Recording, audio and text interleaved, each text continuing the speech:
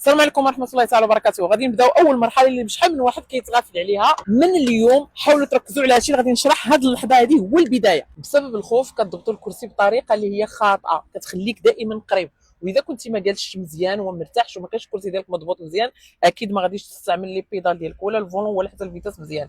لهذا ثلاثه ديال الحاجات كنعدلو في الكرسي. اول حاجه اليد الشمال فوق الديريكسيون واليد اليمين عند القطيب اللي كاين تحت الكرسي باش نجروا الجسد ديالنا ونخليو طوله ديال الرجل تكون معتدله، ماشي مجبده وماشي مطويه، يعني تخلي لنا النيفو ديال القدم ديالنا مرفوع وكندفعوا بالمشطه اللي مبراك. يعني عودي رجليك تخدم بهذه الطريقه هذه ماشي بهذه كما كنوصيكم. التعديله الثانيه اللي هي الطوله ديال الجسد ديالنا. طبعا كل واحد فينا النيفو ديال الطوله كنجروا كل طوموبيل فين عندها هذا باش كنطلعوا نشوف مزيان ما نكونش غارقه.